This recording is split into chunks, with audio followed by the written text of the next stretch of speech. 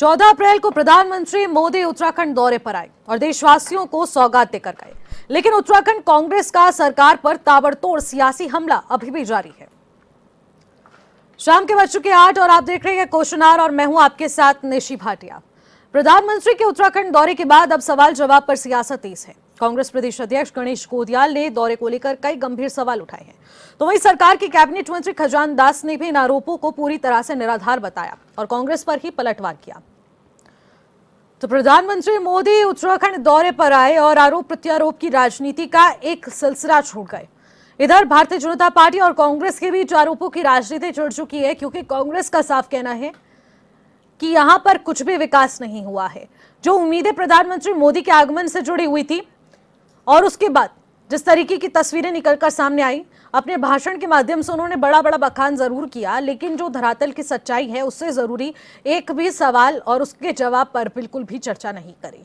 तो आखिरकार सवाल क्यों पैदा हो रहे हैं, इस पर विचार विमर्श किया जाएगा और आज इस विषय पर खास चर्चा भी होगी। लेकिन सिर्फ कागजों तक से में इस विकास कार्यों का जिक्र बार बार किया जा रहा है, लेकिन क्या वाकई में सिर्फ कागजों तक ही विकास कार्य सीमित रह चुका है या फिर कांग्रेस के आरोप सिर्फ और सिर्फ राजनीतिक सियासत को सेकने का काम कर रहे हैं?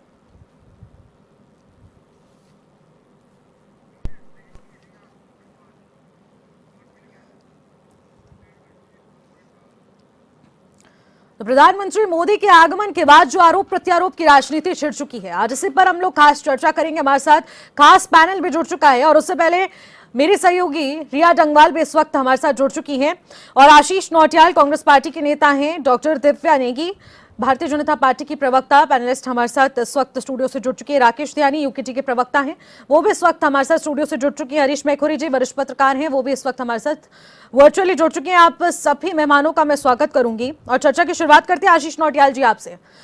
प्रधानमंत्री मोदी आए, उत्तराखंड को बड़ी सौगात दे गए और उस बड़ी सौगात में सबसे जरूरी रहा एक्सप्रेसवे का उद्घाटन। इससे दूरी जरूर कम हुई है, लेकिन एक इकोनॉमिक कॉरिडोर जिसको कहा जा रहा है, उससे इकोनॉमिक वे में बहुत फायदा प्रदेशों को होने वाला है। 3 प्रदेशों की कनेक्टिविटी बेहतर हुई है, पूरे देश को फायदा पहुंच रहा है। लेकिन आखिरकार कांग्रेस को इससे भी दिक्कत क्यों है? देखिए निशी जी, महामानव उत्तराखंड में आए तो हमें तो खुशी है, महामानव को आना चाहिए भाई। वो आते हैं तो इनके कार्यकर्ता खुश होते हैं। अगर इन्होंने कुछ किया होता तो महामानव को बुलाने की आवश्यकता नहीं पड़ती। हाँ। और इस बार के चुनाव में तो तीसरी बार का चुनाव है, जनता जिस महामानव के नाम से वोट दे रही थी, मुझे लगता है जनता को पता लग गया कि वो खोखला महामानव। उन्होंने करा क्या मुझे बताएं। अभी मैं खजान दास जी का बयान सुन रहा था कि भाजपा फिर सत्ता में आएगी, मोदी जी भी बोल रहे हैं फिर आएगी। तो पहले तो इन्होंने जुमलेबाजी करी खूब कि हम आएंगे तो काला धन लाएंगे, हम लाएंगे तो 2 करोड़ रोजगार देंगे, गंगा सफाई कर देंगे, गाय को बचाएंगे। कई बातें हुई, हर किसी को 2022 तक पक्के मकान, मतलब कई बातें हम लोगों ने सुनी और इन्होंने जुमले दिए। अब इनके पास बोलने के लिए कुछ बचा ही नहीं है। अब बोल रहे हमने बना दिया, हमने सड़क बना दी इसलिए हमें ले आओ। बताओ, सड़क बना के आपको नहीं है? सड़कें क्या नहीं थी, हम नहीं चलते थे? ठीक है, वक्त के साथ सड़कें चौड़ी भी होती हैं, सौंदर्यकरण भी होता है, वक्त बदलते हैं। लेकिन जो महामानव को हम लोग देश के अंदर झेल रहे हैं, वो इसलिए झेल रहे हैं कि विदेशी ताकतों से, विदेशों से हमारे संबंधों को अच्छा करेंगे। पर महामानव ने तो सारे संबंध ही खराब कर दिए। आप बताएं कौन से देश से हमारे अच्छे संबंध हैं? आप किस बात के विश्वगुरु हैं भाई? पाकिस्तान जैसा जो है मध्यस्थता कराने की कोशिश कर रहा था, पर विश्वगुरु शांत था। अब आज ट्रंप जी से इनकी कुछ बात हुई तो उसको दिखा रहे हैं कि बात हो गई। अब उसने क्या आदेश दिया ये तो अब पता लगेगा आपको। मैं तो एक पढ़ रहा था कि पता नहीं दिल्ली में ऑटो में केब में भी इनके ऐड चलेंगे, क्या होगा, ट्रंप के ऐड करेंगे, ट्रंप की फोटो दिखाएंगे। तो अभी पता लगेगा, 2-4 दिन आने दो, क्या बातें करी। ये तो झूठ बोलेंगे ही बोलेंगे। लेकिन नौटियाल जी, क्या कमी रह गई प्रधानमंत्री मोदी के आगमन में? मैं ये जानना चाह रही हूँ। प्रधानमंत्री मोदी आए, आप कह रहे हैं कि हमारी बहुत उम्मीदें जुड़ी हुई थी, जनता की बहुत सारी उम्मीदें जुड़ी हुई थी, लेकिन आप कह रहे हैं कि बिल्कुल भी कुछ करके नहीं गए, हमारी उम्मीदों पर खरा नहीं उतरे हैं। आखिरकार किस प्रकार की उम्मीदें आपसे थी? क्योंकि बाकी जनता का तो कहना है कि हमारे को तो बहुत सेटिस्फाइंग लगा प्रधानमंत्री का दौरा। देखिए, जनता कोई थी नहीं, वहाँ कार्यकर्ता थे और वहाँ कार्यकर्ता नहीं, वहाँ कुछ लोगों को जबरन बुलाया गया था। इन्होंने क्या करा, पिछले 15 दिन से पुलिस जगह जगह जा रही है। देहरादून तक का जो डिस्टेंस है, जो 6 घंटे से घटकर अब 2.5 घंटे होगा, क्या वो जनता के लिए नहीं है? क्या जनता को उससे फायदा नहीं होगा सर? क्या वो चोरों के लिए नहीं होगा? डंगवाल जी, रिया मैडम, आप बता रही हैं, एक बात बताएं, वहाँ अच्छा दिन तो चलो चलेगा, क्या चोर नहीं भागेंगे? आप देखिए उत्तराखंड की हालत क्या है इस समय। उत्तराखंड के अंदर किस तरह लॉ एंड ऑर्डर खत्म हो चुका है। बाहर से गुंडे आ रहे हैं यहाँ, उस रास्तों से क्या गुंडे नहीं आएंगे? देखें, रास्ता बनाना एक हो सकता है कि आप सुविधा दे रहे हैं कि आप जो 4 घंटा से 2.5 घंटा आपकी बात कर रहे हैं, लेकिन आप देहरादून के अंदर तो रेंग रहे हो। उत्तराखंड की जनता उसके लिए कोई फायदा नहीं। देहरादून की जनता क्या मतलब आप क्या चाहते हैं? देहरादून की जनता वहां पहुंच जाए, दिल्ली पहुंच जाए? देहरादून की जनता जा रही है भाई, दिल्ली जा रही थी और बन गया तो अच्छी बात है। सड़कें बनती हैं, सड़कों में लोग चलते हैं, हमेशा बनती भी आई है, पर क्या यही विकास है? आप उसको विकास नहीं मानेंगे जो प्रधानमंत्री जी बोलते थे कि हम आएंगे तो इतना काला धन लाएंगे, ऐसी सड़क तो पूरे देश में बननी चाहिए। आप कहाँ है वो काला धन, कहाँ है गंगा सफाई? आप उसकी बात करो ना। समझने की कोशिश अस्पतालों के हाल देखिए निशी जी, क्या समझने की कोशिश करें? एक्सप्रेसवे मतलब आप सड़क को बहुत बड़ी उपलब्धि मान रहे हैं। बन रहा है, 3 प्रदेशों की कनेक्टिविटी बढ़ रही है, पूरे देश का विकास होगा, इकोनॉमिक कॉरिडोर इसीलिए तो कहा जा रहा है। करंट लग रहे हैं मुर्दों पे। ऐसे कहने से तो फिर क्या होगा? ऐसे तो आपके कार्यकाल में जो विकास हुए उससे भी चोर आए होंगे, उससे भी गुंडे आए होंगे। ये तो कहने वाली कोई बात ही नहीं है। के अंदर आपने पढ़ा होगा जो डीप फ्रीजिंग नौटियाल रखे जाते हैं उसमें करंट दौड़ रहा था। आपने क्या व्यवस्थाएं करी भाई? स्वास्थ्य के ऊपर बात करो, आप शिक्षा के ऊपर बात करो। शिक्षा का तो व्यवसायीकरण कांग्रेस की अपनी वजह वाकिफ है, लेकिन ये कह देना कि कुछ हुआ ही नहीं है, ये बेकार है। ये बेकार, ये जो है इंदिरा गांधी को आज तक गलिया रहे हैं, ये जवाहरलाल नेहरू को गलिया रहे हैं, हमें इनको गलियाने दो भाई। इन्होंने कौन सा महामानव ने बहुत बड़ा काम कर दिया? उत्तराखंड की धरती पर आकर केदारनाथ की बात करते हैं, वहाँ सोना चोरी कर देते हैं। हम क्यों ना बोले इनको? प्रेजेंट की बात कर लीजिए। तो प्रेजेंट की तो कर रहे हैं। सड़क बहुत बड़ा बात हो गया। आप सड़क ही चाहिए, आपको रोजगार नहीं चाहिए? आप रोजगार की बात कर लीजिए। आपको पता है आज की डेट पे बड़ी बड़ी कंपनियों ने बाजार में कब्जा कर दिया है, जो घर के बाहर छोटी छोटी परचूनों की दुकान खोलकर अपना इसके लिए भी मोदी जिम्मेदार है। तो इसके लिए भी मोदी जिम्मेदार है। कौन सी मोदी किस चीज के लिए जिम्मेदार है? फिर मोदी का काम मोदी आते हैं तो मोदी हर चीज के लिए जिम्मेदार है। घूमने के लिए रखे हुए हमने शेर पाल दिया, स्लेब पाल दिया उस शेर को जो डस रहा है। आते हैं, इस विषय पर अलग से चर्चा होगी, खुलकर चर्चा होगी। दिव्या नेगी जी, रोजगार आती हूँ आपके पास। रोजगार पे भी करेंगे, हर एक विषय पर करेंगे, आज चर्चा इसलिए है। लेकिन दिव्या नेगी जी, जानना चाहूंगी, प्रदेश में प्रधानमंत्री मोदी आए, बड़ी सौगात देकर गए, सिर्फ एक्सप्रेसवे का उद्घाटन नहीं हुआ, इसके साथ ही उन्होंने बहुत सारी परियोजनाओं का शिलान्यास, लोकार्पण किया। अब उसके बाद उन्होंने अपने भाषण के माध्यम से विपक्षी पार्टी को भी साधने की कोशिश की। प्रधानमंत्री तो चले गए, लेकिन पीछे आरोप प्रत्यारोप की राजनीति छोड़ गए। अब इसका जवाब आप कैसे देंगे? बहुत सारे सवाल उठ गए हैं। देखिए निश्चित, सबसे पहले मैं इसी बात से शुरू करूंगी जो अभी आशीष जी ने बात बोली कि चोरों को हम रास्ता बना के दे रहे हैं। मतलब ये इतनी बेवकूफ़ी बचकाना वाली बात है। अगर हम ये सोचेंगे कि हमें चोरों को, अपराधियों को रोकना है, तो फिर तो हमें जंगल ही रखना चाहिए, हमें इंफ्रास्ट्रक्चर डेवलप ही नहीं करना चाहिए, हमें रोड्स नहीं बनानी चाहिए, डैम्स नहीं बनाने चाहिए, हमें अच्छा ट्रांसपोर्टेशन नहीं करना चाहिए, और जगह जगह अपने फोन्स नहीं पहुँचाने चाहिए, कम्युनिकेशन नहीं होना चाहिए। ये तो बिल्कुल ही बेवकूफ़ी वाली बात है। आप सिंपल सी बात समझिए, अगर आपको ज़रा सी भी बिजनेस की समझ है, अगर आपको ये पता है कि किस तरह से बिजनेस डेवलप होता है, मैं फाइनेंस बैकग्राउंड से आती हूँ, बिजनेस के बारे में पढ़ाती रही हूँ, तो आप सिंपल सी बात है कि पहला रिक्वायरमेंट है किसी भी जगह के डेवलपमेंट का कि वहां पर इंफ्रास्ट्रक्चर हो। इंफ्रास्ट्रक्चर का क्या मतलब है कि रोड्स अच्छी हो, टेलीकम्युनिकेशन अच्छा हो, पानी हो, बिजली हो। जब ये बेसिक सुविधाएं होंगी तब हम विकास की बात आगे कर पाएंगे। और जब हम इंफ्रास्ट्रक्चर आपको बिल्कुल अच्छे से पता है, हर जगह थोड़ा थोड़ा होने से मतलब नहीं होता है। हर घर में जल पहुंचाना, बिजली हर जगह पहुंचाना, हम बचपन से रह रहे हैं यहाँ पे, हम भी देखते आ रहे हैं। देखिए आपने बचपन से देखा, इंटरप्ट मत कीजिए, अभी रुक जाइए, अभी रुक जाइए। देखिए हमें पता नहीं, आपने देखा, हमने तो देखी नहीं दुनिया।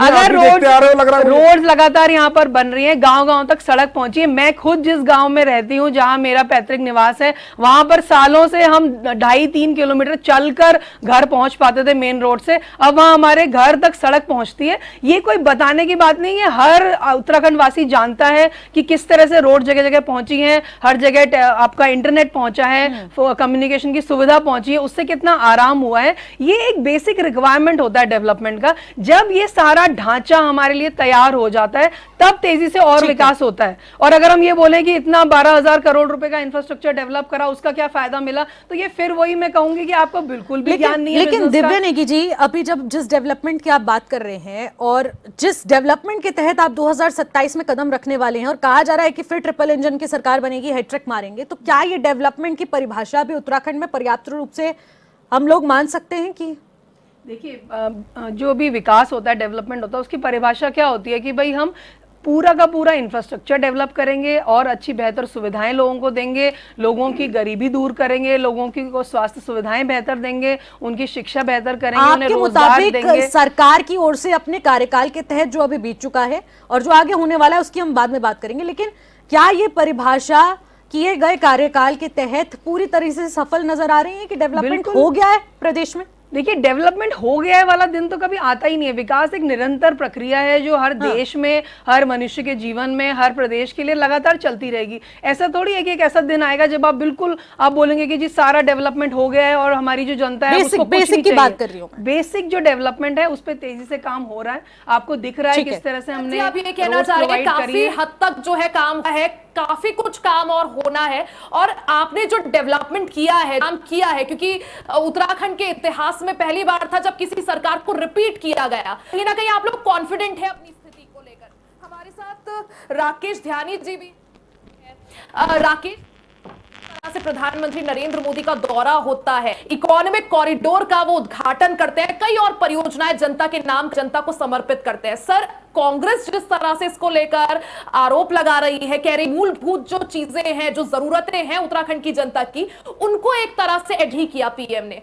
आपका क्या स्टैंड है सर? क्योंकि उत्तराखंड क्रांति दल की अगर बात करें, ऐसा है, एक ऐसी पार्टी है जो उत्तराखंड जब आजाद हुआ था, जब अलग बना, तब से उत्तराखंड के उस स्ट्रगल के साथ जुड़ी रही है, एक लंबी लड़ाई, और उसके बाद उत्तराखंड। आपको लगता है सर जो सपनों का उत्तराखंड आप लोगों ने देखा था, क्योंकि आप लोगों ने लंबी लड़ाई लड़ी, उसके लिए पसीना बहाया था, खून बहाया था, आज वो सपनों का उत्तराखंड खड़ा हो पाया है? रिया जी, बहुत हद तक मैं आपकी बातों से सहमत हूं। रही बात एक्सप्रेस वे की, एक्सप्रेस अगर आपने इसको इकोनॉमिक कॉरिडोर बनाया है तो उसके लिए आपने देहरादून के अंदर कौन सा ऐसा बिजनेस सेटअप किया हुआ है कि जो हमें उससे डायरेक्ट फायदा हो? सीधे सीधे शब्दों में अगर मैं कहूं तो जितने भी हमारे बाहर के बिजनेसमैन यहाँ पे, चाहे वो रोपवे वाले हों, केदारनाथ, बद्रीनाथ में जितने बड़े बड़े प्रोजेक्ट्स इनके चल रहे हैं, उन लोगों को फ़ायदा पहुँचाने के लिए, केवल टूरिज्म को डेवलप करने के लिए किया है। इसमें उत्तराखंड की जनता को कोई फ़ायदा नहीं। रही बात 2.5 घंटे की, आप अभी गूगल का अपना मोबाइल निकाल लीजिए, कहीं 2.5 घंटा नहीं, अभी भी 4 घंटे से ऊपर का सफ़र हो रहा है उसमें। अभी निकाल के देख लीजिए आप, अभी पता चल जाएगा आपको। 250 पहले था, 230 किलोमीटर आज की डेट में है। तो ये सब अफवाहें हैं और ये सब हवाई बातें हैं जो आज तक चलती आ रही हैं। चलो, एक्सप्रेस वे बन गया, डेवलपमेंट जरूरी है। मैं ये पूछना चाहता हूं कि इसको एक इवेंट बनाने की क्या जरूरत है? आप आए, आपने एक्सप्रेस वे का उद्घाटन किया, रोड शो की क्या जरूरत पड़ी? और रोड शो वो भी स्कूल के बच्चे, जो 10 से 12 साल के बच्चे, कल हॉलीडे था, अंबेडकर जयंती थी, उस छुट्टी होने पे भी स्कूलों से, सहारनपुर से और हर स्कूल के बच्चे एक्सेप्ट दून और जो बेलहम स्कूल है, इन दोनों स्कूल के बच्चे को छोड़ेगा, क्योंकि यहाँ पे बड़े बड़े मंत्रियों के और बड़े बड़े पूंजीपतियों के बच्चे पढ़ते हैं। उन 2 स्कूलों को छोड़ के बाकी सब स्कूल के, इवन आर्मी पब्लिक स्कूल के बच्चे तक आए हुए थे। तो क्यों इसको एक इवेंट बनाया जा रहा है? अरे ठीक है, विकास है, रोड का वो हो रहा है, रोड का अच्छी बात है, प्रधानमंत्री जी आए, इच्छा होती है, लेकिन बच्चों का क्यों दुरुपयोग? और 3 घंटे मैं उसमें था और बड़े दुख के साथ मैं ये बातें कर रहा हूँ कि मैं भी एक सैनिक हूँ और मैं अपने प्रधानमंत्री तब भी सवाल उठाता, पीएम आ गए अपनी जनता से मिलने। मेरी बात सुन लीजिए, मैं बिल्कुल आपकी बातों का जवाब दे रहा हूं। मैं वहां पे खड़ा था क्लेमेंट टाउन में, ट्रांसपोर्ट नगर के पास। ये प्रधानमंत्री मेरे भी हैं, मैं देश का नागरिक हूं। मुझे वहां से, जबकि मेरे पास कुछ नहीं था, ना कोई काला झंडा, ना मेरे पास कोई पिस्टल, ना कोई पत्थर, मैं एक नागरिक की हैसियत से वहां पे खड़ा था, लेकिन पुलिस वालों ने मुझे 3 घंटे वहां से उठा के एक मस्जिद के अंदर नजर बंद करके रखा। क्या वो मेरे प्रधानमंत्री नहीं है? क्या वो भारतीय जनता पार्टी के प्रधानमंत्री हैं? तो ऐसा दोगला चौवाल क्यों हो रहा है? अगर मैं यूकेडी का नेता हूं तो मुझे उस तरह से, अगर मेरे पास कुछ ऐसे आपत्तिजनक चीजें हैं तो तब आप मुझे पकड़िए ना। तो इसका मतलब वो सीधा सीधा है कि वो बीजेपी के प्रधानमंत्री हो गए, देश के प्रधानमंत्री है ही नहीं। आइए विकास में, जो विकास की बात, आपसे मैं एक सवाल पूछता हूं कि मेरे बगल में ये सैन्य धाम, क्योंकि मैं सैन्य पृष्ठभूमि से सैन्य की बात पूछूंगा, सैन्य धाम बनाया आपने गुनियाल गांव में, जिसको 2022 में आपने उसका फाउंडेशन स्टोन रखा, 2023 उसकी डेडलाइन थी कि उसमें 2023 में आपने उसको जनता को देना है उसको, लेकिन आज की डेट तक वो धूल चाट रहा है। 2026 भी खत्म होने वाला है और उसकी एस्टिमेटिंग कॉस्ट 49 करोड़ थी, और वो एस्टिमेटिंग कॉस्ट आज की डेट में उसकी कंप्लीशन कॉस्ट में भी नहीं हुई, 100 करोड़ से ऊपर चली गई है। ये पैसा किसका है? तो इस तरह का भ्रष्टाचार, इस तरह का डेवलपमेंट, और ऊपर से जो मंत्री उसमें इन्वॉल्व है, उसके ऊपर जो है नैनीताल हाई कोर्ट में जो है आई से अधिक संपत्ति का केस चल रहा है। तो भ्रष्टाचार की तो पराकाष्ठा ही बीजेपी है आज की डेट में। आज कांग्रेस वाले श्वेत पत्र मांग रहे हैं, हम तो कांग्रेस से भी श्वेत पत्र मांगते हैं कि भाई आपने भी 10 साल सरकार चलाई, आप बताइए कि आपने रोजगार और राजधानी पे क्या किया। दोनों मिले आज आधी कांग्रेस इसलिए तो ध्यानी जी आपको थर्ड ऑप्शन के तहत नहीं, या फर्स्ट ऑप्शन के तहत देखना चाहती है सरकार। अब जनता यहाँ चाहती है कि आप थर्ड ऑप्शन ही फर्स्ट ऑप्शन बने, उनका हर मैदान पर आपके कार्यकर्ता नजर आए और विधायक नजर आए, तो फिर काम बनेगा, सरकार आपकी बनेगी। तब देखा जाएगा कि आखिरकार किस तरीके से पार्टी काम करती है, यूकेडी आखिरकार किस तरीके से अपना रवैया दिखाती है, क्योंकि दोनों का कार्यकाल भांप चुकी है जनता। कांग्रेस का भी देख लिया, बीजेपी का भी देख लिया, अब यूकेडी की बारी है। तो इस बार चुनाव में आप लोगों से बहुत सारी उम्मीदें हैं, देखने वाला विषय रहेगा। हमारे साथ वरिष्ठ पत्रकार हरीश मैखुरी जी भी इस वक्त जुड़े हुए हैं। हरीश जी, आपके पास आती हूँ। मैं जानना चाहूंगी, देखिए प्रधानमंत्री मोदी का आगमन हुआ है, प्रदेश में खूब तैयारियां हुई हैं, ब्रांडिंग हुई है डाट काली मंदिर की, जिस तरीके से देखने को मिल रहा है। लेकिन विपक्षी पार्टियों का यह आरोप है कि प्रधानमंत्री मोदी आए, कितना बड़ा इवेंट ऑर्गेनाइज करने की क्या जरूरत थी, रोड शो करने की क्या जरूरत थी। लेकिन भारतीय जनता पार्टी तो साफ कर रही है कि 2027 को मद्देनजर रखते हुए उत्तर प्रदेश में भी चुनाव है, उत्तराखंड में भी चुनाव है, साधेंगे वो जनता को, सीधा असर पड़ेगा। तो आखिरकार फिर विपक्ष का तो सवाल पैदा करने का कोई जवाब ही नहीं बनता ना। क्या कहना चाहेंगे हरीश जी? नहीं, देखो, विपक्ष जो है वो अपना पक्ष रख रहा है, जो पक्ष है वो अपना पक्ष रख रहा है। दोनों को बराबर अधिकार है लोकतंत्र में, यही तो खूबसूरती है। विपक्ष आलोचना करेगा, सत्ता पक्ष कहेंगे हम बहुत काम कर रहे हैं जी। सच्चाई इन दोनों के बीच होती है थोड़ी थोड़ी। ऐसा भी नहीं होता कि कुछ नहीं हो रहा है, ऐसा भी नहीं होता है कि सब कुछ हो गया हो। अब रही प्रधानमंत्री के आने से, तो जहां भी देश के प्रधानमंत्री जाएं, जो भी प्रधानमंत्री हो, वो जाते हैं तो उस क्षेत्र का वैसा ही फायदा हो जाता है, जिसके लिए दिल्ली लाइन लगा के जाना पड़ता है। प्रधानमंत्री आपके बीच आ गई, वहीं घोषणा हो गई, वहीं उद्घाटन हो गया, वहीं कर लिया, तो लाभ तो होता है प्रधानमंत्री का। मोदी जी मेरे ख्याल 23वें बार इस समय उत्तराखंड आए हैं, तो जब भी आते हैं कुछ ना कुछ दे के जाते हैं। कोई ब्रांडिंग ही कर देते हैं, कभी वेडिंग डेस्टिनेशन की ब्रांडिंग हो जाती है, कभी अब डाट काली का बहुत सारा, पूरा देश थोड़ी कोई नाम जानता था, हम तो देहरादून वाले जानते हैं, लेकिन कल से पूरा देश जानने लग गया। तो लाभ होता है, ऐसा नहीं है। और जहाँ तक कॉरिडोर की बात है, तो भाई इंफ्रास्ट्रक्चर ना अच्छा होना चाहिए देश का, वो कोई आलोचना की बात नहीं है। और जिन्होंने पहले नहीं किया उनकी आलोचना होनी चाहिए, जो अब कर रहे हैं उनकी किस चीज की आलोचना होनी चाहिए। इंफ्रास्ट्रक्चर तो बनना ही चाहिए, ग्रीनरी भी रहनी चाहिए, खूब ग्रीनरी भी लगे, सड़क के दोनों तरफ अच्छे पेड़ भी लगे, और जो बीच का इसका हिस्सा है उसमें भी पेड़ लगे, तो तब हमारी जो पेड़ कटे हैं उसकी भरपाई होगी। और जहाँ तक हमारी उत्तराखंड है ना, तो यहाँ पर केवल पर्यटन ही, मतलब हमारे तो दोनों तीनों पार्टियों के विद्वान प्रवक्ता यहाँ बैठे हुए हैं। पूरे उत्तराखंड के 8 पर्वतीय जिलों में एक उद्योग आज तक नहीं है, तो इसकी लाइबिलिटी तो सभी पार्टियों की है ना भाई। और हमारी यूकेडी की थोड़ा थोड़ा सहभागिता हमारी यूकेडी की भी रही है दोनों पार्टियों के साथ। तो यदि 8 जिलों में हमारा एक भी उद्योग नहीं है, तो उसकी लाइबिलिटी तीनों की है, कोई जनता की थोड़ी कोई लाइबिलिटी है। जनता ने तो अपने प्रतिनिधि चुन के भेज दिए हैं, तो उसके लिए सरकार को प्रयत्न करना चाहिए। जिन्होंने पहले नहीं किया, तो जो अब सत्ता में है वो करें। और एक उत्तराखंड का जो अभी बैकबोन है वो तो केवल पर्यटन ही है, और दूसरा हमारा शराब है। तो हम ये चाहेंगे कि शराब की इकोनॉमी से हमारा डेवलपमेंट होने की बजाय हम पर्यटन से डेवलपमेंट करें, शराब कम से कम बिके। देवभूमि है, तो देवभूमि में देवभूमि के अनुरूप थोड़ा सा हमारा मतलब चरित्र भी हो, चित्र भी हो देवभूमि को। यहाँ के मंदिरों को उभारा जाए, यहाँ के गुरुकुलों को पुनः स्थापित किया जाए, जो गुरुकुल षड्यंत्र पूर्वक बंद हो गए उनको यहाँ पे फिर से एस्टैब्लिश किया जाए। यहाँ पे दुनिया भर के लोग संस्कृत पढ़ने आए, यहाँ की सभ्यता का दुनिया में प्रचार प्रसार हो। जैसे अरब की सभ्यता का तो भारत में हो रहा है, लेकिन भारत की सभ्यता का तो अरब में हो ही नहीं रहा प्रचार। तो उसके लिए यदि हम देवभूमि है तो इसको देवभूमि अधिसूचित करो, गुरुकुल डेवलपमेंट करो, और मतलब हाईटेक संस्कृत विश्वविद्यालय बनाओ। आपके पास एक अपॉर्चुनिटी है एजुकेशन को बनाने की, खासकर एजुकेशन इंडस्ट्री बनाने की, तो वो बननी चाहिए। उसके अलावा और भारत की ट्रेडिशनल एजुकेशन डेवलप हो ना। हम अरब की शिक्षा पढ़ रहे हैं, हम यूरोपीय कबीलों की शिक्षा पढ़ रहे हैं, अरब के कबीलों की शिक्षा पढ़ रहे हैं, अपने देश की छोड़ दी है। तो उसके लिए कौन करेगा? भारत सरकार ये तो करेगी, कोई अरब की सरकार करेगी कि इंग्लैंड की सरकार करेगी।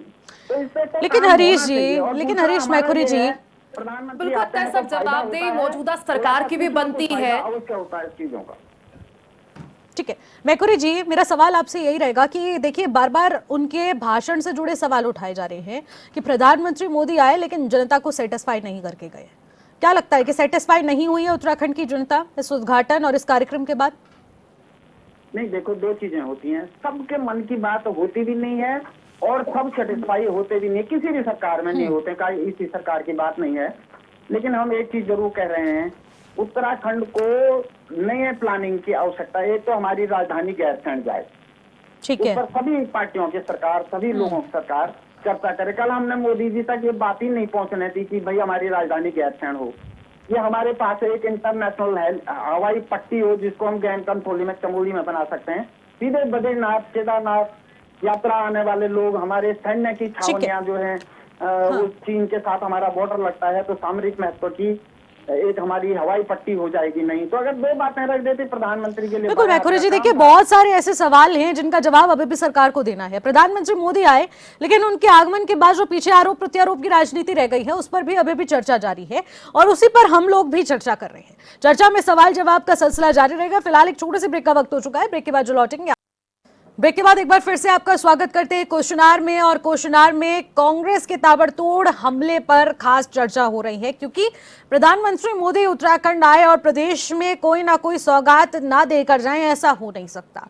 लेकिन एक तरफ जहां सौगात दी जाती है तो दूसरी तरफ सियासत भी छूट जाती है और वही सियासत आरोप प्रत्यारोप के दौर की तरह अब पूरे प्रदेश में राजनीतिक चर्चा बन चुकी है। इस राजनीतिक चर्चा पर हम लोग भी खास चर्चा कर रहे हैं, लेकिन ये समझना जरूरी हो चुका है कि प्रधानमंत्री मोदी ने जनसभा को संबोधित करा, एक रैली निकाली, जनता से 1-to-1 किया, बातचीत भी करी, मां डाटकाली के दर्शन किए, कई परियोजनाओं का शिलान्यास लोकार्पण किया और इसी के साथ उन्होंने जब जनता को संबोधित किया उद्घाटन करने के बाद तो एक अलग ही राजनीतिक माहौल तैयार हो गया क्योंकि उनके भाषण में जो जिक्र हुआ वो पूर्ववर्ती सरकार का हुआ, यानी कि कांग्रेस का हुआ। और इसी पर आज हमारी खास चर्चा है क्योंकि प्रदेश अध्यक्ष गणेश गोदियाल के द्वारा एक ऐसी बात कह दी गई कि आखिरकार प्रधानमंत्री मोदी आए, उन्होंने अपेक्षाओं पर बिल्कुल भी बात नहीं करी, चर्चा नहीं करी। तो ऐसे बहुत सारे सवाल हैं जिन पर चर्चा कर रहे हैं। हमारे साथ खास पैनल हमारे साथ बना हुआ है। सीधे आशीष जी आपके पास आती हूँ। आशीष जी, मुझे जवाब दीजिएगा, देखिए अभी प्रधानमंत्री मोदी को गए हुए एक दिन भी नहीं हुआ है और दूसरी तरफ कांग्रेस ने आरोप लगाने शुरू कर दिए हैं। अभी उद्घाटन हुआ, उस पर भी चर्चा हो रही है, बाकी परियोजनाओं का उद्घाटन हुआ, उस पर भी चर्चाएं हो रही हैं। आखिरकार कांग्रेस चाहती क्या है सरकार से? क्या आपको ये नहीं लगता कि जो अपेक्षाएं आपके मुख्यमंत्री से होनी चाहिए, जो सवाल जवाब आपके मुख्यमंत्री से होने चाहिए, वो सीधा आप प्रधानमंत्री से उम्मीदें लगा के बैठे हैं? देखो, प्रधानमंत्री के नाम से तो जीते ही है, नहीं तो धामी जी तो हार चुके थे। वो तो प्रधानमंत्री जब बोलते हैं डबल इंजन चाहिए तो जनता डबल इंजन के चक्कर में, प्रधानमंत्री के चक्कर में तो वोट दे रही है। आपको लगता है इनके 70 में से कोई विधायक यहाँ पे ऐसा है इन लोगों के पास कोई विधायक जो जीत सके अपनी काबिलियत से?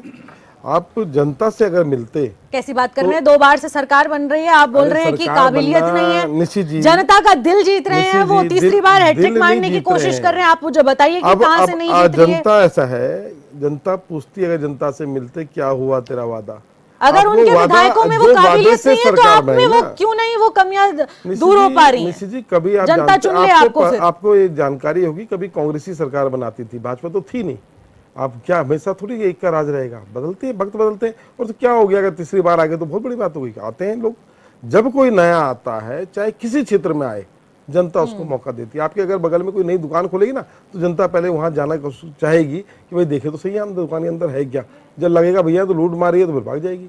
तो सरकार समय मांगती है, सरकार कहती है जब पहली बार बने तो इन्होंने किस नाम पे बने, आप देखें ना, सिर्फ कांग्रेस को गालियां देके आप लोग बने। जनता पूछना चाहती थी क्या हुआ तेरा वादा। हम प्रधानमंत्री से जनता उम्मीद करती थी कि प्रधानमंत्री जी उन बातों को भी बोलेंगे जिस चीज के लिए सरकार बनाई। इन्होंने जब सरकार बनाई तो ये कहते थे कि प्रधानमंत्री जी महंगाई का मौ बोलने को राजी नहीं है। तो ये मौ क्या बोल रहे हैं, इन्होंने क्या बोला अभी तक? आपने सुना कुछ बोलते हुए? आप इनसे रोजगार की बात करते हैं तो कहते हैं जी आप पकौड़े तल सकते हैं, वो भी रोजगार होता है। तो सब जानते हैं। आपने यहाँ पर बताते, मैं आया और मैंने कहा था 100 दिन के अंदर काला धन आएगा, आप कोई बात करने को राजी नहीं है। आज भी 3 बार आपकी सरकार को हो गया, पर आज भी कांग्रेस को गाली देके वोट लेना है। लेकिन अरे आशीष बोलो जी, ना, उन्होंने मुझे इतिहास नोटबंदी के नाम बदल पर दिया, वोट आप दे नहीं दो। बदल पाए। मुझे जवाब दीजिएगा इसका। बोला? उन्होंने इतिहास बदल दिया, आप नहीं बदल पाए। क्या इतिहास बदल दिया निशी जी? उत्तराखंड में इतिहास की तो राजनीति किताबें करने बदलना का, तो किसी का भी काम है। उत्तराखंड में राजनीति आप करने का किताबें मिटा रहे हैं, आप किताबों में आप मिटा मुझे रहे इसका हैं, ये जवाब गलत पढ़ा दीजिए। दिया, अब ये वाला तो इसका पढ़ाओ। आप मुझे जवाब आप पिक्चर दीजिए, देखने की नौटियाल बात जी। करते हैं, आप टोल फ्री करते हैं, पिक्चरों को टैक्स फ्री करने वो की बात जैसे करते हैं। तैसे करके अगर जनता के बीच उतर रहे हैं, तो जनता उत्तराखंड की इतनी भी ज्यादा बेवकूफ तो बिल्कुल नहीं है कि वो आंख बंद करके किसी को भी वोट दे देगी, किसी के चेहरे पर भी वोट दे देगी। क्या प्रदेश अपना भला नहीं चाहता? वोट वादों पर मिलते हैं, नहीं जब सरकारें बनती हैं, नेता वादा करते हैं, जनता उनके वादों को देखती है, सुनती है। आप बताएं ना, प्रधानमंत्री जी आए, क्या उन्होंने काले धन के बारे में बोला? आप जो कह रहे हैं मैंने वोट बोला था वादों पर मिलते हैं, ठीक है, पहली बार जब है वादों पर दिया, भरोसा कर लिया, लेकिन दूसरी बार भी तो जनता ने विश्वास उन्हीं पर जताया ना, आशीर्वाद उन्हीं को दिया 2022। देखिए, नौ सिखिया जब होते हैं ना, कोई आया, हमने अभी करा, अभी डबल इंजन चाहिए, इन्होंने इतने इंजन हर बार तो कोई नहीं बोला। तो हमने तो बनाई सरकार है। आपको क्या लगता है कि कांग्रेस सत्ता में थी नहीं? कांग्रेस पे भी विश्वास किया, पर अब जब आदमी एक ही के साथ रहता है, उसे लगता है भैया एक महामानव, अच्छा महामानव पैदा हो गया था जो 56 इंच की छाती की बात करता था। अब वो छाती की बात नहीं कर पा रहा कि मेरी 56 इंच की छाती है। कांग्रेस वो पर लाल भी आंखों की विश्वास बात करता जताया, था, लेकिन रिपीट नहीं करा। रिपीट क्यों नहीं किया? हमारी तो सरकार हमारी तो रही है, ये तो तीसरी बार ही तो आए हैं। आजादी के बाद सरकारें ही हमारी रही हैं। अरे ऐसा नहीं है, देखिए जनता जरूर विश्वास करती है। अभी कोई नया आएगा सर, ना, हमेशा से जनता उस पर उत्तराखंड भी में विश्वास यही ट्रेंड करेगी। है। आपको क्या लगता है? देखिए, होंगी इस बात पर कि हमेशा से उत्तराखंड में ये ट्रेंड रहा, बिल्कुल। 5 साल जनता कांग्रेस, 5 साल बीजेपी, लेकिन ये पहला था 2022 में जब जनता ने जो है फिर से आशीर्वाद जो है मौजूदा गौ ही दिया, यानी धामी सरकार को। हालांकि आशीर्वाद आपने दिया। बिल्कुल सही कहा, पुष्कर सिंह धामी अपनी सीट हार गए थे, लेकिन भी कोई मैंडेट मिला ना सर। रिया जी, आशीर्वाद दिया कि आशीर्वाद लिया, ये बात अलग है। आप देखें, पहले की सरकारें इतनी बदमाश नहीं हुआ करती थी कि विपक्ष को एकदम आतंकवादी समझ ले। ये ऐसे लोग हैं, हर चीज में माहिर हैं। आप देखें, ईडी, सीबीआई सबका कितना दुरुपयोग करते हैं, किस तरह से इन्होंने लोकसभा चुनाव में तो कांग्रेस के खाते सीज कर दिए थे। ये हर तरीके से साम दाम दंड भेद जो होता है ना, ये मुद्दे ये तो हर सर, चीज में जो वो करते महंगाई, हैं। बेरोजगारी और ये आप ईडी, सीबीआई वोटर लिस्ट में नाम भी करते हैं। रिया जी, अगर आप सर, ये जो मुद्दे आप कह रहे हैं, महंगाई, ईडी, सीबीआई, सर ये मुद्दे लेकर तो कांग्रेस हमेशा से चुनाव में उतरी है। 2024 भी तो पर लड़ा था ना। देखिए, जब चुनाव होते 5 हैं, सीटें बीजेपी को ही मिली उत्तराखंड की। कोई बात नहीं, अगर मिल गई, हमेशा थोड़ी मिल जाएगी। जनता, एक बात बताओ, आज भाजपा को वोट क्यों दे? क्या महंगाई के मुद्दे पे दे सकती है? क्या रोजगार पे दे सकती है? क्या शिक्षा पे दे सकती है? क्या स्वास्थ्य? मेन मुद्दे की बात करो। इसी चीज का इंतजार करें, लेकिन वो तो इस चीज के लिए तैयार है कि विकास आप मुझे बता दें कि भाजपा को वोट इसलिए दे, प्रवक्ता बैठी है भाजपा की, जिस चीज से हम सेटिस्फाइड हो जाए, हाँ भाजपा को वोट देना चाहिए। पूछ लेते हैं, ऐसी कोई एक चीज बता दे, और फिर मैं आपसे भी पूछूंगी नौटियाल जी, देश के नौटियाल जी आप भी तैयार रहिएगा अपने जवाब के लिए कि आपको क्यों वोट जवाब तैयार है। और आपके वादे अलग होने चाहिए। फिर ये हिंदू मुस्लिम नफरत के अलावा कोई बात आती हूँ नौटियाल जी, नौटियाल जी आती है, नेगी जी जवाब दीजिएगा, आशीष जी की बात का जवाब दीजिए और ये बता दीजिए कि आखिरकार तीसरी बार सरकार बनाने का दावा प्रधानमंत्री भी कर गए, मुख्यमंत्री तो करते ही हैं, क्या ऐसी तैयारियां चल रही हैं जो हैट्रिक आप लोग लगाने वाले हैं? देखिए, मैं शुरू से ही शुरू करती हूँ जहाँ से आशीष जी ने बोलना शुरू किया कि हम कांग्रेस को सालों से देखते आ रहे हैं। कांग्रेस ने किस तरह से बेवकूफ़ बनाया है पूरे देश की जनता को, हमारे राज्य की नहीं, पूरे देश के अलग अलग प्रदेशों की जनता को किस तरह से बेवकूफ़ बनाते आए हैं, किस तरह से इन्होंने हर चीज में गलत तरीके से बनाना। आप बोल रहे हैं बार बार, आपने पढ़ाया लिखाया बेवकूफ बनाया। आप किस समय पढ़ाई की? आपने 2014 से पहले पढ़ाई की कि 2014 में बात की आपने? करने की बात नहीं हो रही है। बेवकूफ किस तरह की किताबें पढ़ाई नहीं करी? क्या आपको हिस्ट्री पढ़ाई गई? अपने देश की संस्कृति के बारे में सोचना ही छोड़ दिया।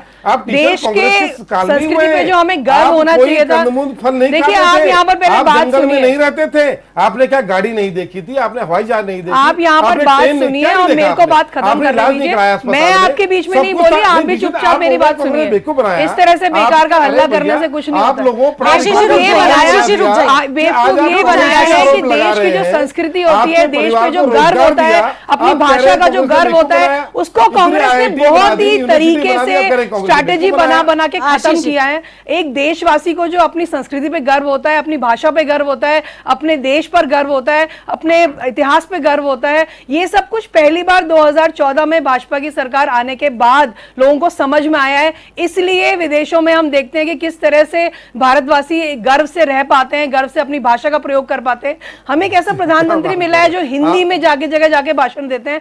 इससे पहले कि आप देख लीजिए कौन प्रधानमंत्री था जो वो इंग्लिश बोल पाएगा, जो पढ़ा लिखा ही नहीं यही होगा, क्या अंतर है, बोलेगा? यही अंतर है, यही यही आपकी मानसिकता है। जो पढ़ा लिखा यही नहीं होगा, आपकी क्या मानसिकता बोलेगा? है। जो पढ़ा कि लिखा विदेशी नहीं है, भाषा जो पढ़ा बोलोगे लिखा तो है, पढ़े बोलना लिखे आता है, हो, उनकी हिंदी भाषा भाषा में बोलोगे दिक्कत क्या है? तो आप हिंदी भाषा क्या है? ये तो बहुत ही टेलीविजन में घटिया क्या सोच बोलते का हैं? प्रदर्शन है। ये आपने बिल्कुल गलत बात कर दी आशीष जी। आशीष जी, पढ़े लिखे की पहचान इंग्लिश बोलने से नहीं होती। यही रुक जाइए आप। आशीष जी अभी रुक जाइए, अभी रुक जाइए आप। आशीष जी रुक जाइए अब। कर दिया कि यही मानसिकता है कांग्रेस की कि जो इंग्लिश बोलता है वो डेवलप्ड है, जो इंग्लिश बोलता है वो स्मार्ट है, वो एजुकेटेड है, और जो हिंदी बोलता है, अगर जो हिंदी बोलता है वो घटिया है। यही अंतर है कांग्रेस में और भाजपा में। देश की संस्कृति आप इन्हें चुप कराइए, अदरवाइज मैं मुझे लगता है आशीष जी रुक जाइए, रुक जाइए। आपको पर्याप्त मौका दिया मैंने। अब आप दूसरे की बात में इंटरप्ट मत कीजिए, इंटरप्ट मत कीजिए, रुक जाइए। हिंदी मीडियम रुक जाइए, आऊंगी आपके पास, लेकिन आपकी शब्द गलत है कि हिंदी बोलने वाला अनपढ़ होता है और पढ़ा लिखा इंग्लिश बोलने वाला होता है। देश का गौरव है। रुक जाइए। अगर आप इसको इम्पोर्टेंट नहीं समझेंगे तो यही अभी भी यहाँ पर इसी चर्चा में तरीके हिंदू से- मुस्लिम का जिक्र नहीं हुआ। इसी आप तरीके ही से- लेकर आ रहे हैं आशीष जी। ये क्योंकि आप इनके ही पास लेकर कोई आ मुद्दा रहे ही हैं, आप नहीं ही है लेकर आ ना। रहे हैं। इनके पास कोई मुद्दा आप ही नहीं लेकर आ रहे हैं है, इस इनको मुद्दे को। यही आता है आप बोलना। मुद्दे से क्योंकि भटकाने की क्या कोशिश बोलोगे मत आप? कीजिए पहले। ऐसा क्या रुक जाइए। काम करा है आपने जो आप बोलोगे? हमने बेवकूफ बना दिया। आशीष बेवकूफ जी, तो रुक जाइए। देखिए अब ये सोशल मीडिया का डिजिटल युग आ गया है, इसलिए लोगों को पुरानी बातें पता चल रही हैं, इसलिए अब लोगों को पुरानी हिस्ट्री निकाल के सामने आ रहा है। अब बहुत सारे इंडिपेंडेंट फ्रीलांसर यूट्यूबर्स हैं जो कि अब कंट्रोल में नहीं है सरकार के, तो कोई भी कुछ भी आके सोशल मीडिया पे अपनी बात रख सकता है। इसीलिए जनता को पता चल पा रहा है कि क्या झूठ हम देखते आ रहे थे इतने सालों से, कैसे अपने देश को, अपनी संस्कृति पे शर्म करना सिखा दिया था कांग्रेस ने देश को, कैसे ये चीज बदली है, इसके हम सब साक्षी हैं। आप इस बात को नकार ही नहीं सकते, कोई भी इंसान, भारत का कोई नागरिक इस बात को नकार नहीं सकता कि प्रधानमंत्री मोदी जी ने जो हमारे देश के सम्मान के लिए, पूरे विश्व में हमारे देश की संस्कृति के सम्मान के लिए, हमारी हिंदी भाषा के सम्मान के लिए, हमारे देश के लिए किया है, उसमें वो कोई उसका कोई कंपैरिजन नहीं है। ये बात तो सम्मान की, लेकिन जो यहाँ पर बात है, जनता नहीं है, जनता काफी समझदार है, उसे पता है कौन सी ऐसी सरकार है या कौन वो प्रतिनिधि है जो उसके पक्ष में काम कर सकता है। आशीष जी बार बार जो है पीएम के दौरे को लेकर सवाल उठा रहे हैं। गणेश गोदियाल ने की बयानबाजी की थी, 10 सवाल उन्होंने पूछे थे। लेकिन आशीष जी चलिए पीएम तो आए, वो देश प्रधानमंत्री हैं, वो अगर किसी क्षेत्र में आ रहे हैं, मुझे लगता है वो सराहनीय बात है। जनता से मिलने हैं, कुछ संबोधित कर रहे हैं, साथ ही बड़ी परियोजनाओं का लोकार्पण कर रहे हैं, शिलान्यास कर रहे हैं। लेकिन राहुल गांधी कब आए उत्तराखंड, आप मुझे बता दीजिए सर। आपको चाहिए क्या उत्तराखंड में आके क्या करना है बताएं? आपको क्या लगता है इनके बाहर के आके झूठ बोल के चले जाए नेता? ये बड़ी बात है। मतलब यहाँ का नेता बोले तो गलत लग रहा है। आपके शीर्ष नेता है, सबसे बड़ा चेहरा है, क्यों नहीं आना है उत्तराखंड? सिर्फ तो सर ये तो वही बात हो कि चुनाव के टाइम पर आ जाते हैं। मैं आपको बता देती हूँ, आखिरी बार राहुल गांधी 2023 में आए थे उत्तराखंड, उससे पहले अब जाए, मैं थोड़ा और डिटेल दे देती हूँ। उससे पहले सर राहुल गांधी सिर्फ चुनाव पर आए थे, चुनाव के टाइम पर वो उत्तराखंड आए थे 2024 के लोकसभा। राहुल गांधी का गांधी आपने पूछा देखा सर, ये तो वही बात हो गई ना। देहरादून में आके उन लोगों से मिले जिनकी स्क्रीनिंग हो चुकी थी।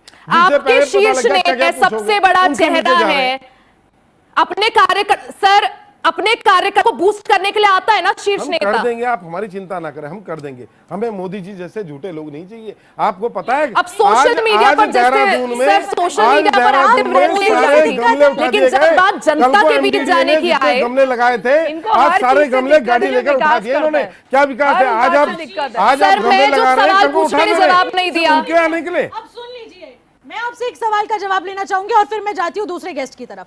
आप मुझे इस बात से बताइए, सवाल मैंने पूछा आप उसका जवाब नहीं देंगे, आप गोलमोल जवाब के मैं ये समझ लेती हूँ। अब आप विकास की बात कर रहे हैं, गणेश गोदियाल का जो बयान आया था, उन्होंने स्कूलों की बात करी, उन्होंने अंकिता भंडारी की बात करी। ठीक है, आप मेरे सवाल का जवाब कीजिए। दिव्या जी से मैं पूछ लेती हूँ, दिव्या जी, अंकिता भंडारी एक मुद्दा जो आज पूरे देश में गूंज रहा है, अंकिता भंडारी को लेकर गोदियाल और कांग्रेस लगातार सवाल उठाती रही है। ठीक है, सीबीआई जांच हो रही है, लेकिन कितनी और देरी? देखिए सीबीआई जांच एक बहुत ही गहन जांच होती है, इसमें समय लगता है। अगर हम जल्दी रिपोर्ट देखेंगे तो उसमें भी इनको परेशानी होगी। जब भी कोई निरीक्षण होगा, सब पक्षों को सुना जाएगा, सब साक्ष्यों को देखा जाएगा, तो उसमें समय लगता है। जब समय लगेगा, सघन जांच होगी, तो सीबीआई जैसी संस्था पे तो अब आप उंगली मत उठाएंगे ना। तो आप विश्वास करिए कि जब उनके माता पिता ने मांग रखी तो तुरंत हमारी सरकार ने उसको माना और तुरंत सीबीआई को जांच सौंप दी। निष्पक्ष तरीके से सीबीआई जांच करेगी, उसमें समय लगेगा, पर जब हमारे सामने उसका रिजल्ट निकल कर आएगा तो उस पर सबको विश्वास होगा। तो समय तो हमें हर चीज को देना ही पड़ेगा। ये कोई जल्दी खत्म करने वाला मामला नहीं, एक संवेदनशील मामला है। यानी हम ये वीवीआईपी का नाम सामने आ रहा है, वो नाम सामने आएगा सर मैम जांच के बाद? बिल्कुल बिल्कुल। देखिए, जो सीबीआई कोई ऐसी संस्था नहीं है इस पे किसी को भी नागरिक को शक होगा। जब सीबीआई की जांच निकल कर आएगी तो वो जांच जो भी उसका रिजल्ट होगा वो सबके सामने होगा, और जो उसमें नामित होगा, जो आरोपी पाया जाएगा, उसको बिल्कुल सजा दी जाएगी। ये तो न्याय प्रक्रिया का हिस्सा है, इसमें कोई शक करने वाली बात ही नहीं है। ध्यानी जी, ठीक है, ठीक है। कांग्रेस का आरोप है आपके शासनकाल में 800 से ज्यादा स्कूल बंद हुए, और स्कूल इसलिए बंद हुए क्योंकि बच्चे पहुंचे ही नहीं पढ़ाई करने। ये किसका है मैम? देखिए, चलो बोलिए बोलिए, आप बोलिए, चलो आप जवाब आपने देना है। जी, बच्चे स्कूल में पहुंचे नहीं का क्या मतलब है? क्योंकि बहुत सारे और भी तरीके से अलग तरह के प्राइवेट स्कूल्स वहां पे खुलने लगे और वहां पर भी बच्चे पहुंचने लगे। और इसको ही देखिए, नहीं मैम, एडमिशन नहीं हुए, एडमिशन नहीं हुए।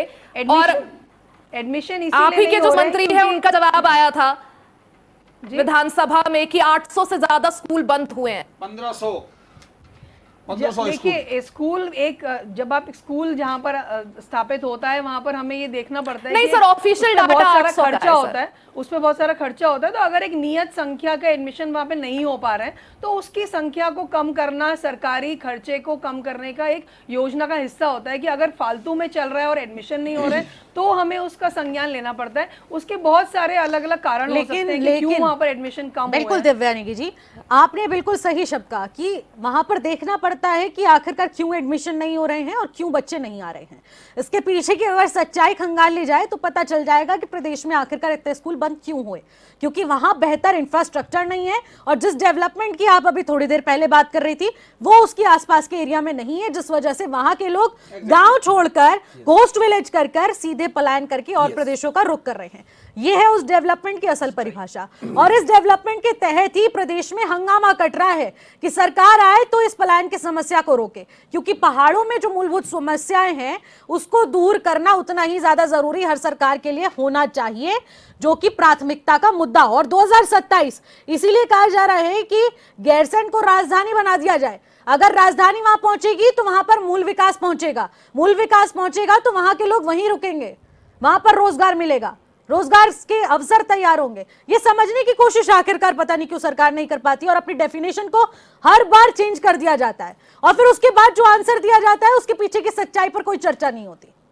आती हूं आपके पास नेगी जी, लेकिन ध्यानी जी अब मेरे को आपसे जवाब चाहिए। देखिए, अगर यूकेडी की सरकार पर जनता भरोसा जाहिर कर भी दे, क्योंकि अभी जिस तरीके से आरोप प्रत्यारोप एक दूसरे के कंधे पर बंदूक चलाने वाली बात कांग्रेस बीजेपी में देखने को मिल रही है, लेकिन यूकेडी की तरफ से क्या पहल की जाएगी इस 2027 विधानसभा चुनाव में? क्योंकि प्रधानमंत्री मोदी पर एक तरह से विश्वास जरूर है, लेकिन कांग्रेस का कहीं ना कहीं सुपड़ा साफ होता हुआ भी नजर आ रहा है, लेकिन यूकेडी कहीं ना कहीं हाईलाइट होती हुई नजर आ रही है इस बार। क्या कहना चाहेंगे? जी बिल्कुल, आज हमारे मुख्यमंत्री जी अगर धाकड़ से धुरंधर हो गए हैं, लेकिन सांस भी तभी लेते हैं जब वहां से हाई कमान से ऑर्डर मिलता है। बिल्कुल। पलायन अगर मजबूर किया है हमारे उत्तराखंड के लोगों को, तो उसके लिए दोनों अभी तक लड़ाई कर रहे थे। दोनों पार्टियों, जो हमारी नेशनल पार्टीज के जो प्रवक्ता यहाँ बैठे हुए हैं, ये डिबेट को पूरा डिरेल करने के लिए यहाँ पे बैठते हैं, बाकी इनको विकास के मुद्दे पे कोई बात नहीं करनी है। हाँ। अगर आपने पहाड़ में शिक्षा दी होती, सड़क दी होती, स्वास्थ्य दिया होता, क्यों हम नीचे आते पहाड़ों से? आज भी ये स्थिति है कि 8-8-9 किलोमीटर आज भी सड़क नहीं है।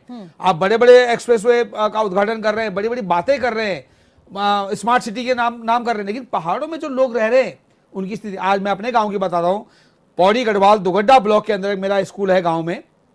उस स्कूल में 3 बच्चे हैं और 2 टीचर हैं, प्राइमरी स्कूल है। बिल्कुल। तो ये स्थिति है आज, और ये स्थिति को लाने के लिए मजबूर किसने किया? भारतीय जनता पार्टी और कांग्रेस दोनों ने किया, और उसमें भारतीय जनता पार्टी 20 है, कांग्रेस 19 जरूर होगी। ध्यानी जी, यही तो खबरें हम लोग पढ़ते हैं कि इस विद्यालय से बच्चों ने छोड़ दिया, क्योंकि क्लस्टर स्कूल्स का जो इन्होंने नया चलन शुरू किया है उसके चलते अब लोगों को 500 मीटर दूर जाकर अपने बच्चों को पढ़ाना पड़ रहा है, क्योंकि जो वो स्कूल है वो खाली हो चुके हैं, उसकी दीवारें गिरने वाली हैं, बच्चे खतरे की जद में वहां पर पढ़ाई कर रहे हैं, टीचर समय पर पहुंचता नहीं है, या तो बच्चे वहां पर नहीं है तो टीचर वहां पर नहीं है, वॉशरूम की व्यवस्था नहीं है। तो आखिरकार बच्चे जब बेसिक इंफ्रास्ट्रक्चर, बेसिक फैसिलिटी उनको नहीं मिलेगी तो बच्चे करें तो करे क्या? और फिर आप करते हैं कि एक पायदान पर दोनों बच्चे खड़े हो और उस संस्कृति को अपनाएं, उस विशेषता को अपनाएं, कैसे हो पाएगा? डबल स्टैंडर्ड चलेगा। पहाड़ का बच्चा और दिल्ली का बच्चा कैसे एक समान? बिल्कुल। हाँ। आज अगर अभी आपने सुना होगा कि कुछ स्कूलों को जो है लीज पे अडानी जी को देने की तैयारी हो रही है कि कम से कम 1500 स्कूल जो है अडानी जी को वहां पे लीज पे। अब वो स्कूल चलेगा नहीं, क्योंकि पहाड़ों में तो लोग है नहीं, क्या वहां भालू बंदर और गुलदार आएंगे पढ़ने के लिए? बिल्कुल। आज स्थिति ये है। तो आपने एक मतलब आपने एक चाल चली हुई है कि जमीन और पहाड़ तो आपने बेच दिए हैं, वहां पे बहुत बाहरी लोगों ने कब्जा बना के बड़े बड़े होटल और बड़े बड़े रिजॉर्ट्स वगैरह खोल दिए हैं। अब आपके पास जो शिक्षण संस्थान थोड़ा बहुत बची हुई जगह है, क्योंकि सरकारी स्कूल है, सरकार की जगह, तो सरकार ने वो भी एक चाल चल दी कि इसको भी किसी प्रकार से किसी बिजनेसमैन को दिया जाए, और धीरे धीरे बच्चे तो वहां है नहीं, 20 साल का लीज रहेगा, उसके बाद वो अपना ध्यानी जी, यहाँ पर एक सवाल मेरा भी है। सर, अगर हम ये बोले पहाड़ की जो मूलभूत जो समस्या है, अगर हम पल कहे या शिक्षा कहे, रोजगार कहे, ठीक है, अगर बीजेपी के पास, बीजेपी सरकार ने अच्छा काम नहीं किया, कांग्रेस ने नहीं करा, यूकेडी के पास क्या रोड मैप है विकास के लिए? और क्योंकि 2027 चुनाव सर पर है और तैयारियां जो है बीजेपी को, यूकेडी अभी से जो है आप लोगों ने जोर शोर से शुरू करती होंगी, रोड मैप भी कुछ ना कुछ सोचा होगा। क्या ऐसा आप विकल्प लेकर आएंगे, यूकेडी क्या ऐसा विकल्प लाएगी कि जनता अब जो है बीजेपी या कांग्रेस को नहीं बल्कि यूकेडी को एक विकल्प की तरह देखे? रिया जी, बहुत साफ शब्दों में कह रहा हूं कि अगर कल हमारी पार्टी बहुमत में आती है तो पहला जो हमारा सत्र होगा वो गैरसैंण के अंदर होगा, और उसके बाद हम इंफ्रास्ट्रक्चर पे काम करेंगे। और ये हमारी पहली प्राथमिकता है कि अगर हमने वहां गैरसैंण राजधानी डिक्लेयर कर दी, इनकी हिम्मत नहीं है, औकात भी नहीं है, दोनों पार्टियों को देख लिया, एक बोलता है कि उसको वेडिंग डेस्टिनेशन बना लो, यहाँ पे नाच गाना शुरू कर दो। लेकिन ध्यानी जी, डिक्लेयर करने से पहले भी तो व्यवस्थाओं को वहां पर कायम करना जरूरी है ना। डिक्लेयर करने से कुछ नहीं होता। 25 साल से जो ये लोग काम नहीं कर पाए, हम 5 साल के अंदर वो काम करके आपको दिखाएंगे। एक बार हमारी सत्ता आए तो। अभी डेवलपमेंट की बात करते हैं। आज आपने एक्सप्रेसवे बनाया, क्या कभी किसी पहाड़ी आदमी को पूछा गया या किसी उत्तराखंडी को पूछा गया कि यार do you have any requirement of expressway? नहीं पूछा जाता है। ठीक है। आज आंदोलन में बैठे हुए, गैरसैंण राजधानी के लिए एकता बिहार में बैठे हुए, नर्सिंग वाले वहां पे बैठे हुए हैं, दूसरे बेरोजगार संघ वहां बैठा हुआ है। ठीक है, ध्यानी जी माफी चाहूंगी, आपको इंटरप्ट कर रही हूँ, लेकिन समय की कमी को देखते हुए इस चर्चा को यहीं पर समाप्त करना पड़ेगा। बहुत बहुत शुक्रिया आप सभी को हमारे साथ जुड़ने के लिए, इस चर्चा में शामिल होने के लिए। तो प्रधानमंत्री मोदी के उत्तराखंड दौरे पर आरोप प्रत्यारोप की राजनीति जारी रहेगी। कांग्रेस के आरोप, बीजेपी के प्रत्यारोप, आखिरकार कहां जाकर ये चुप होंगे, क्योंकि 2027 भी लगातार जारी है और उसकी तैयारियों पर भी विशेष फोकस है। तो इसके बाद राजनीति खत्म होने का तो नाम ही नहीं है। देखने वाला विषय रहेगा। फिलहाल मुझे दीजिएगा इजाजत, नमस्कार।